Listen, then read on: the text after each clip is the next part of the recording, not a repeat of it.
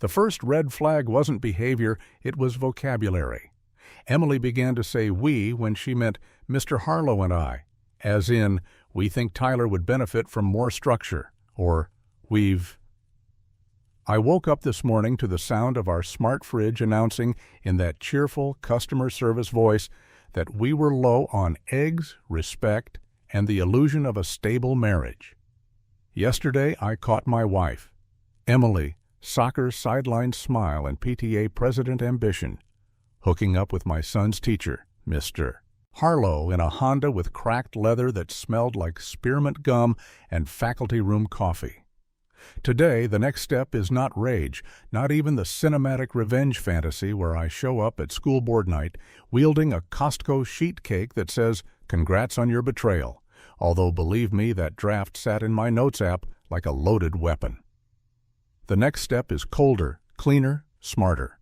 It starts with screenshots, location history, and a phone call to a lawyer whose face is printed on every Little League jersey in our town.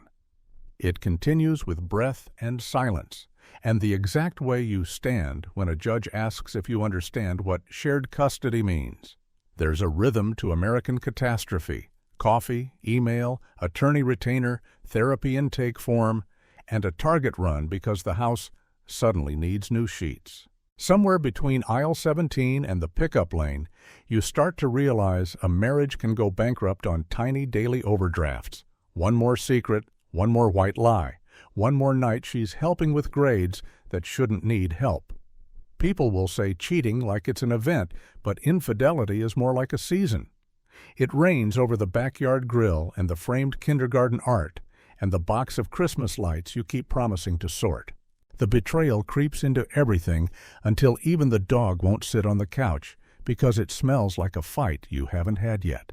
Last night, after the parking lot apocalypse, I drove loops around our subdivision under the watchful red dots of Ring doorbells.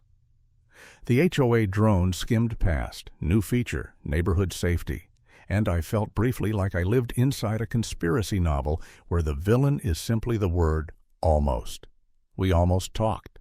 We almost fixed it. We almost remembered we're a family. Conspiracy, parody, fantasy, they all share one superstition. If you can name the pattern, you can beat it. So I got home, slid off a wedding band that suddenly weighed 5 pounds and laid out a whiteboard war room on the kitchen island like I was about to brief a Senate committee. Step 1. Protect Tyler, my kid, the only person in this mess who didn't apply to be here. Step 2. Gather evidence without burning the town down. Step 3. Tell the truth, even when it makes me sound small. Emily came in near midnight, athletic wear neat, hair pulled into a ponytail that pretended to be innocent. She started a speech about needing space and feeling unseen, like someone had fed her the phrases in an audiobook titled "How to Justify Toxic Love to a Husband Who Shops at Costco." I let her talk. The wise men of every suburban bar will tell you revenge is best served cold, but divorce is bestest served documented. When she said, "It wasn't that serious," I remembered seeing his hand on her wrist like a comma, a pause before a sentence you don't want read aloud. I thought of my son's essays, improved by someone who wasn't supposed to improve them, and the way Mr. Harlow smiled at parent-teacher night, thin and polished, a credit score smile. I'm not here to spit fire. I'm here to build a case that keeps my kid whole. Still, in the quiet after she went to the guest room, I let myself feel everything at once. The thud of betrayal, the humiliation of being the last to know, the ache of a family picture that now looks like a staged crime scene. Then I laughed, sharp and mean, because somewhere an algorithm was recommending I buy Top 10 Signs She's Not Into You and How to Win Back Your Marriage in 30 Days. Like the internet is a late-night friend who knows exactly how to pick at scabs. This morning I put on my nicest dad flannel, the one with the moral authority stitched into the seams, and packed Tyler's lunch with an extra granola bar labeled, "You're loved, kid." The plan is simple. Lawyer at noon, principal at 2, therapist at 4, pizza at 6. If there's a secret PTA cabal running the suburbs from the school auditorium, robed, whispering rubrics like spells, they can have their throne. I'll take my son, my dignity, and however much of my peace the court will allow. Yesterday, I caught my wife cheating. Today, the next step is mine. And if the universe insists on parody, I'll write my own punchlines. You don't plan to become a private investigator with an Aldi receipt for a notepad and a Bic pen, but that's exactly how I looked when I walked into Lincoln Middle for open house, blending with the crowd of parents who smelled like cologne, dry shampoo, and resignation. Mr. Harlow stood in front of a whiteboard that still said, "Welcome families" in bubble letters, the loop on the Y resembling a noose if you had the kind of imagination that keeps you up at night. He shook hands like a senator. He said growth mindset and curiosity and classroom community like a spell someone taught him in grad school. Emily was supposed to meet me after a quick coffee with Beth, which was funny because Beth was on a cruise posting pictures of daiquiris the size of her head. I had already ignored 3 text messages that sounded like she'd swallowed a therapist's Instagram. "We'll debrief later. Please don't make a scene. I'm processing." The scene insisted on making itself. A custodian told me the auditorium lights were out, and could I maybe tell the office, which sent me down a corridor where the air was colder and the bulletin boards turned into a museum of forgotten announcements. I heard a laugh, the kind Emily gives strangers when she needs to be liked. I turned the corner, and there they were by the exit door with the narrow rectangular window, 2 silhouettes in a low-lit hallway, his hand on her elbow, her face tilted up like a confession you say to the ceiling. Adults consenting, absolutely. But the setting, the school where my kid learns to diagram sentences, made the infidelity feel public, civic, like they'd defaced a flag. They didn't see me. I didn't interrupt. You know the slow motion in movies when the hero watches everything burn through glass? It felt like that, except the glass was a teacher's laminated pass that said Hall in block letters, and the fire was the heat of my ears. I kept walking. My heart did a drumline. Outside, the parking lot performed its nightly ballet of minivans and SUVs and carbonated sighs. I found their car before I knew I was looking for it, an old Accord with a dent like a dimple. The angle of bodies does not need graphic detail to communicate what it is. The way her hair fell forward said partnership. The way his shoulder blocked the world said secrecy. The way my last shred of denial loosened and tumbled like a lost quarter said betrayal. A Ring camera across the street blinked. Somewhere a neighbor named Linda gaped behind a curtain, later to become the Greek chorus of the HOA Facebook group. I'm not one to gossip, but... I stood there long enough to memorize the scene and then did the most American thing I could think to do. I took out my phone, opened the Notes app, and titled a new page, Documentation. It felt clinical, like checking inventory at a store that had just been robbed. I wrote the time, the date, the place. I wrote what I saw without adjectives, because adjectives are how you lie to yourself. I walked back inside, shook Mr. Harlow's hand at the door of his classroom, and watched his eyes flinch, like a deer recognizes the angle of a hunter. Emily arrived 3 minutes later, breathless, an apology preloaded and ready to deploy. She went to touch my arm, and I stepped back, not dramatically, just enough that the air between us heard the verdict. "Open house is great," I said in my best parody of normal. "Tyler's lucky to have a teacher so invested." People talk about revenge like it's a grand opera. In real life, it's a series of tiny choices not to scream. After the event, Emily said she left something in her car and took off toward the lot. I followed at a distance, not to catch, but to confirm. The Honda door opened, the small theater of panic began, and whatever fantasies I had about misunderstandings died quietly on the passenger seat. In any other story, there'd be a chase, a fight, a dramatic showdown under the harsh light of a street lamp. In this one, there was a man with a tight jaw who walked back to his own car, buckled up, and let the seatbelt draw a line across his chest, like a sash that said, "Survivor." The neighborhood's Ring cameras winked again, and I almost waved.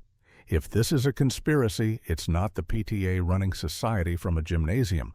It's the way toxic love convinces good people to rehearse bad choices until they look like destiny. I drove home past the high school football field where the lights made even the grass look honest. When I pulled into our driveway, the smart porch light clicked on, spotlight bright, like the house was ready for its close-up. Inside, the fridge recommended a new oat milk brand and asked whether I wanted to reorder dishwasher pods. Somewhere between the Honda and the oat milk, I decided, I'm not tearing my family apart. I'm telling the truth about what already happened. Noticed he really responds to positive reinforcement. I teased her that she'd joined a cult of laminated rubrics, and she laughed the way people laugh when they've already paid the dues. Around the same time, Tyler's grades leaped like a trampoline act.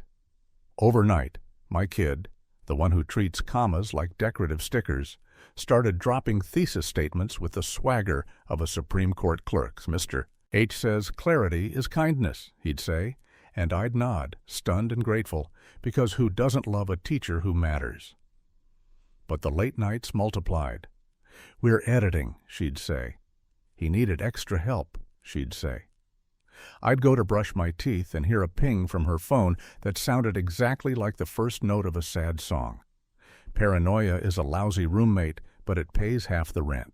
I made rules for myself. No accusations without evidence. No snooping I couldn't live with. No humiliating scenes in front of our kid.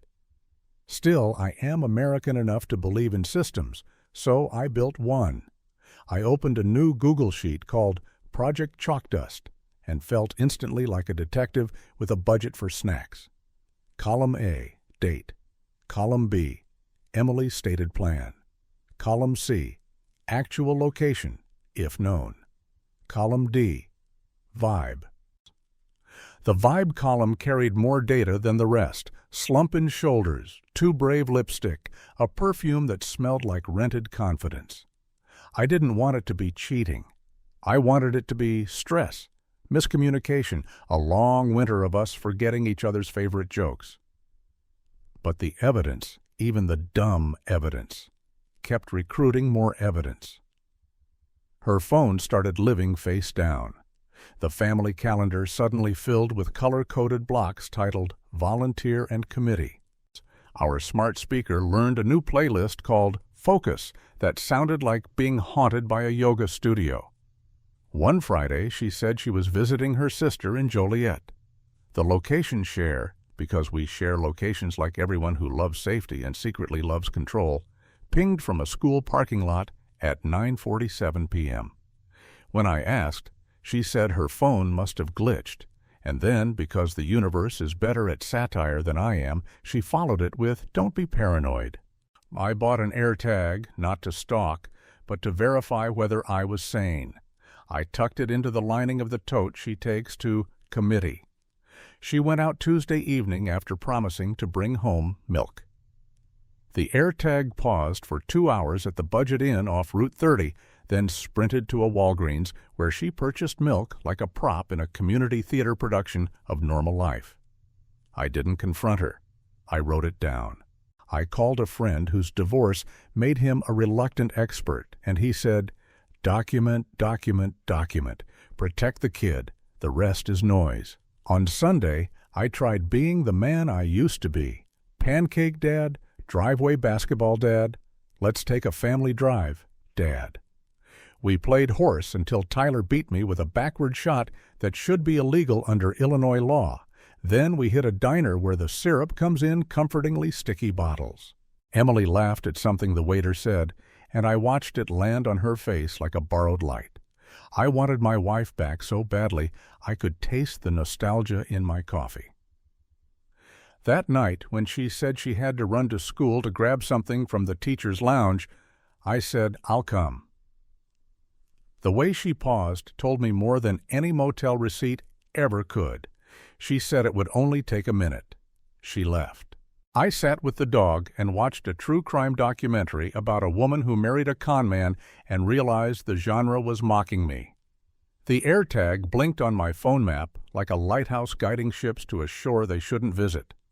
I told myself if it stayed put for more than 20 minutes, I'd drive there too. It stayed. I didn't. The conspiracy part of my brain started telling stories. A secret society of educators who meet after dark to drink La Croix and discuss which families deserve straight A's. A coven of PTA leaders in matching athleisure hexing math homework. An underground league where teachers trade extra credit for attention. Ridiculous, sure, but less ridiculous than pretending the problem was just stress. I scrolled through old photos, the apple-picking trip, the 4th of July parade where Tyler held a sparkler like a torch of citizenship. Emily on the porch with her bare feet tucked under, looking at me like partnership was a promise we'd both keep. Betrayal turns those pictures into exhibits. Infidelity makes the ordinary look like a setup. That's how you end up in a Honda at open house, not to explode, but to prove to yourself that reality happened. Before any of this, before the Honda and the spreadsheet and the whiteboard on my kitchen island that looked like a corkboard in a detective show, there was a fall day at the middle school field with parents wrapped in light jackets, the sky that deep blue suburban neighborhoods believe they deserve, and my wife waving at a man she said was the teacher who gets Tyler. Mr. Harlow carried a stack of composition books like a bricklayer carries purpose. He had that shining competence certain teachers have, a way of listening that turns people into believers. He said Tyler had ideas, said Tyler's voice mattered, and said it in front of Tyler, which is a little like handing a kid a map through the fog. We were grateful. Gratitude is a door. Charm knows how to pick the lock.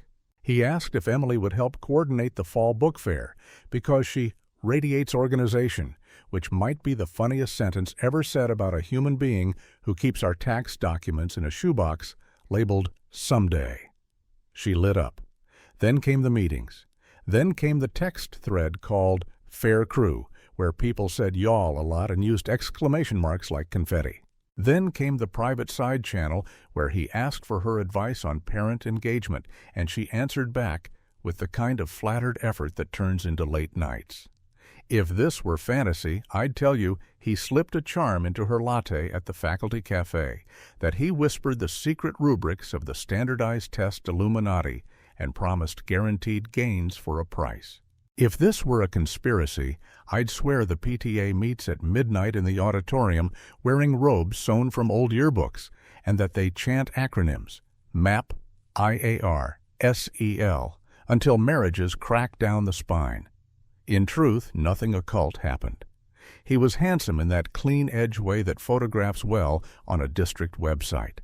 He was good at his job, and he was better at borrowing intimacy. Emily, who had been momming and volunteering and spinning all the plates people hand to good women in good towns, was tired in her bones. Then somebody told her she was exceptional, needed, seen. Add one teacher who thinks he's a hero and one marriage that postponed its conversations too long, and you get two adults in a storyline neither meant to audition for. American culture loves a redemption arc, and we thought we were living one. Parents partnering with a teacher, family turning a corner, kid finding his voice. I'll even admit this. I got high on the optimism. I bragged to my brother on Thanksgiving that our school really understood the whole child, which is the kind of phrase that tastes like pumpkin pie and smugness. But seeds sprout in the dark. A Saturday in November, he and Emily ran a community outreach table at the farmer's market, which meant they stood between artisanal honey and a guy selling wood-fired pizza and collected email addresses. I stopped by with Tyler and watched them talk like a duet that had been rehearsing in secret. Later that week, she came home radiant from planning the literacy night and touched my face lightly, like a test, like she wanted to know if home could be as electric as the project. I wanted to meet her in that electricity, but life is choreography, and I missed my cue. Work got hard. My mother needed a procedure. The car needed brakes. Ordinary things, so many you can drown in them, pressed into us. Emily began listening to a podcast about purpose and toxic love, and how women deserve adventure, and I, who am earnest about lawn care and 5 at 29 plans, suddenly did not look like an adventure. Mr. Harlow did. That's the part that still hurts when the house is quiet and the smart appliances softly hum like an audience settling in.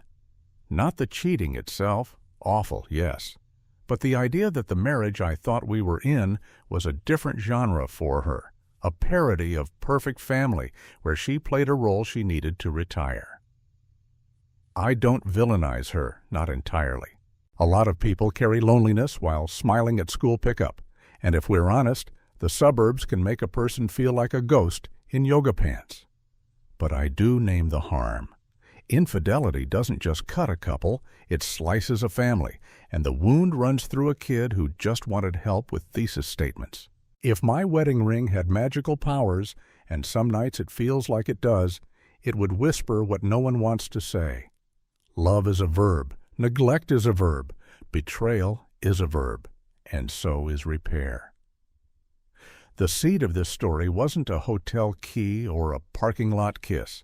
It was 100 tiny omissions where we could have told the truth and chose convenience instead. I wish I'd said, "I'm afraid I'm losing you." I wish she'd said, "I'm hungry for more than carpools and committee minutes." I wish a lot of things. But wishes are what you whisper into cake candles, and here we are, no candles, lots of cake metaphors, and a plan. If there's any fantasy I'm choosing now, it's not the one where I expose them at a microphone while the audience gasps. It's the quieter spell.